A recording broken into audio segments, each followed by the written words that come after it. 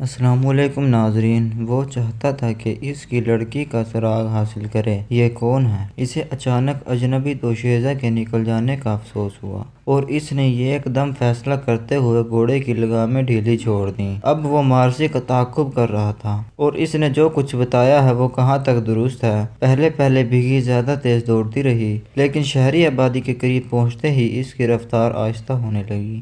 ینیچری کی عسکری کالونی ادرنا سے باہر یورپی سمت پر واقع تھی۔ وہاں سے شہر تک آتے ہوئے 3 سے 4 کوس فاصلہ طے کرنا پڑتا تھا۔ فیصل شہر کے قریب پہنچنے سے ہی پہلے یکدم مارسی کی بھیگی رک گئی۔ یہاں بھی چاندنی نے پورے ماحول کو منور کر رکھا تھا۔ قاسم کا گھوڑا ابھی بھیگی کے قریب پہنچا تو مارسی نے بھی اس کا عقبی پردہ اٹھا دیا۔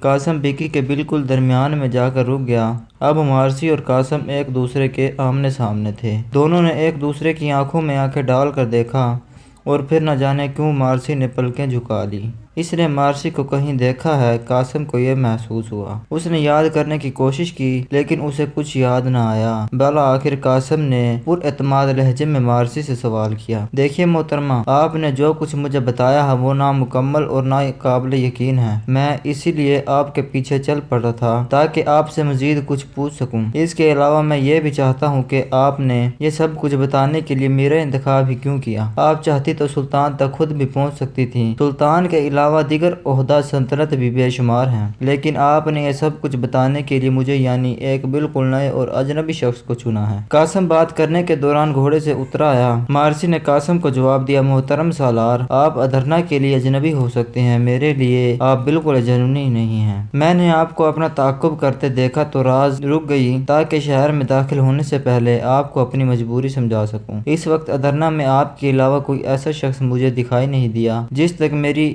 آسانی سے رسائی ہو یا میں اس پر اعتماد کر سکوں۔ میں نے آپ کا انتخاب اس لیے بھی کیا کہ آپ تہوار والے روز سکندر کو شکست دے چکے ہیں اور ایک ہی مقابلے میں اس کی شیطانی فطرت سے آگاہ ہو چکے ہیں۔ میری آپ سے یہ درخواست ہے کہ خدارا جب میرے لیے مناسب ہو میں خود ہی آپ کو بتا دوں گی کہ میں کون ہوں۔ اب راز قد قاسم مارسی کے بالکل نزدیک کھڑا تھا۔ اس نے مارسی کی آنکھوں میں صبح کے ستارے کی جھلمل بھی دیکھی اور شفق کی اداسی بھی۔ یہ لڑکی قاسم کی تصور سے زیادہ حسین تھی۔ اس کی لمبی سیاہ پلکیں چھپکتی تو ایسا لگتا جیسے چاندنی سے سحر کا چھٹپٹا آنکھوں میں چولی کھیل رہا ہو۔ مارسی کی شفاف اور چوڑی پیشانی اس کی ذہانت کا ثبوت تھی۔ اس کا جسم نازک بھی تھا اور سڈول بھی، یوں لگتا تھا جیسے کسی یاقوت کی مورتی نے لباس پہن رکھا ہو۔ قاسم کا ذہن مارسی کا حسن دیکھ کر ڈگمگانے لگا تھا۔ اس نے خود کو سنبھالا اور زیر لب مسکراتے ہوئے کہا، آپ نے جو کچھ مجھے بتایا میں نے یہ سلطان کو نہیں بتا سکتا، کیونکہ بغیر کسی ثبوت کے سکندر جیسے سلطان کے مقرب شخص پر انگلی اٹھانا دانش مندی نہیں۔ ہاں، میں اپنے طور پر سکندر بیگ کی حقیقت جاننے کے لیے کوشش کروں گا۔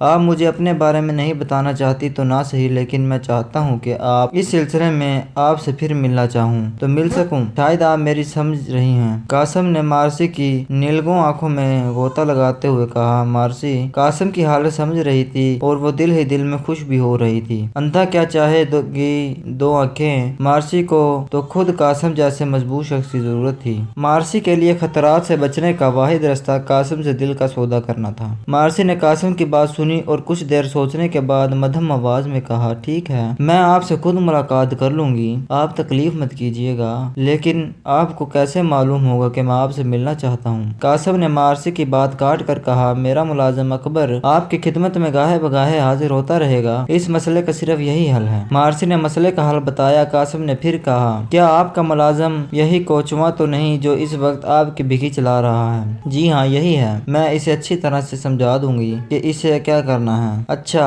ایک آخری بات بتائیے، آپ نے ایک شخص کا نام لیا، ابو جعفر، اس شخص کے بارے میں آپ کچھ اور بتا سکتی ہیں؟ قاسم نے مان ابو جعفر کا خیال آتے ہی کہا تو مارسی بولی، فی الحال تو میں اس سے زیادہ کچھ نہیں بتا سکتی کہ یہ شخص سلطنت عثمانیہ کے خلاف ہونے والی ہر سازش میں شریک ہے، لیکن اس سے زیادہ میں اس لیے کچھ نہیں بتا سکتی کہ ابھی تک اس کے خلاف کوئی ثبوت میرے سامنے سامنے ہی نہیں آیا۔ یہ شخص انتہائی مکار اور شاطر ہے اور میرا اندازہ ہے کہ اس نے ینیچری کے سپہ سالار اور سلطان کے بعض رشتہ داروں تک بھی رسائی حاصل کر رکھی ہے۔ ابو جعفر کے بارے میں سن کر قاسم کو بہت زیادہ حیرت ہوئی، کیونکہ وہ ابو جعفر سے مل چکا تھا۔ ابو جعفر اس کے بھائی کے گھر آیا تھا اور قاسم اسی دن اس کی سانپ جیسی تیز آنکھوں سے محتاط ہو گیا تھا۔ قاسم ابھی مزید کوئی بات کرنا چاہ رہا تھا کہ مارسی نے یکلخت اجازت مانگ لی۔ مارسی کے ہونٹوں پر ایک ملکوتی مسکراہٹ تھی اور وہ مکھن جیسے لہجے میں کہہ رہی تھی، آپ مجھے اجازت دیجیے۔ قاسم نے دل ہی سے سر ہلاتے اور مارسی نے کوچواں لڑکے کو چلنے کا اشارہ دے دیا۔ اگلے لمحے بیگی حرکت میں آئی اور ہوا ہو گئی۔ قاسم ڈھیلے قدموں سے گھوڑے پر سوار ہوا اور گھر کی جانب چل دیا۔ جب سے سکندر ادرنا چھوڑ کر گیا تھا، ابو جعفر کی سرگرمیاں پہلے سے زیادہ تیز ہو گئی تھی، کیونکہ اس کا سب سے بہترین مہرہ اپنے ہدف کی جانب روانہ ہو چکا تھا، یعنی سکندر بیگ سب سے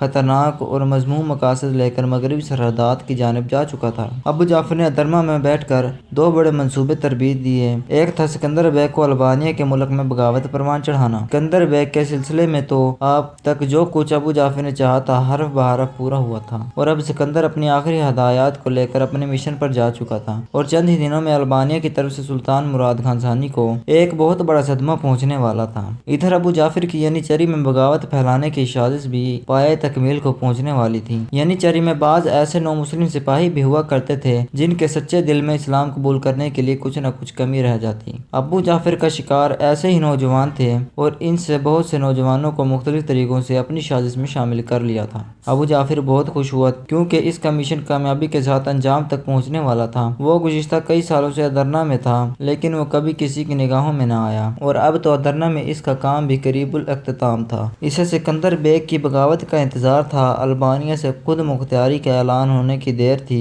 کہ یہاں ادرنا میں بھی ینیچری کے بعض سالار ہتھیار اٹھا کر اہلیان شہر کو یرغمال کر لیتے۔ ینیچری کے بعض سالار اور سلطان کے کچھ رشتہ دار محل کو سنبھالنے کے لیے تیار بیٹھتے تھے۔ اس کی طرح ابو جعفر قیصر قسطنطنیہ کے حکم سے سلطنت عثمانیہ کی تباہی کا مکمل سامان کر چکا تھا۔ ادھر چند ہی دن ہوئے تھے کہ خبر گردش کر رہی تھی کہ سلطان کی بعض یورپی باجگزار ریاستیں بغاوت کا اعلان کر چکی ہیں، جبکہ بوسنیا، سربیا اور ہنگری کی فوجیں ہوناڈے کی پرچم تلے جمع ہونے لگی تھیں۔ دراصل سربیا کا بادشاہ لارڈ اسٹیفن، جو سلطان مراد خان ثانی کا سسر بھی تھا، جب اسے فوت ہوا، سربیا نے سلطنت عثمانیہ سے علیحدگی اور اپنی خود مختاری کا اعلان کر دیا تھا۔ لارڈ اسٹیفن کا جانشین جارج برنگ وج تھا۔ یہ شخص اپنے پیش روح کی طرح مال اندیش اور سنجیدہ مزاج نہ تھا، اس لیے قیصر قسطنطنیہ کو اس کی طرف ریشہ دوائیوں کا موقع مل گیا۔ قیصر اندر ہی اندر جارج برنگ اور ہنگری والوں کو سلطان مراد خان ثانی کے خلاف برانگیخا کرنے میں مصروف تھا۔ ہنگری والے بھی چونکہ نکوپولس کی شکست کے تلخ تجربہ کو بھول چکے تھے، لہٰذا وہ بھی عثمانی سلطنت کے خلاف تیاریاں کرنے لگے اور کئی سال تک ان تیاریوں کو سلسلے میں جاری رکھا۔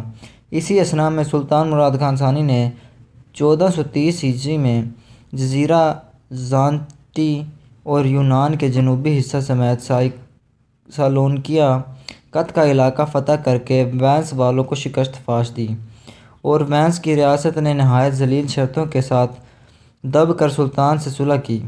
وینس چونکہ قیصر قسطنطنیہ کا طرفدار تھا، اس لیے شاہ قسطنطنیہ کو بھی زیادہ ملال ہوا۔ چنانچہ قیصر اپنے سازشی کاموں میں پہلے سے دوگنی توجہ کے ساتھ مصروف ہو گیا۔ ایک طرف یہاں ادرنا میں اس کے جاسوس اب کامیابی کے قریب تھے، اور دوسری طرف سربیا، رومانیہ، ہنگری اور کروٹیا کے عیسائی سلطان کے خلاف علم بغاوت بلند کر چکے تھے۔ اگرچہ ان بغاوتوں کا سن کر ایک مرتبہ 1438 میں سلطان ان کی سرکوبی کے لیے لشکر کشی کر چکا تھا، اور سلطان نے اس حملے کے دوران 70,000 عیسائیوں کو میدان جنگ میں قید کر کے اپنی قوت و ستوت کی خوب دھاک ہٹائی۔ لیکن جو ہی سلطان ان محاذوں سے واپس لوٹا، ان علاقوں پر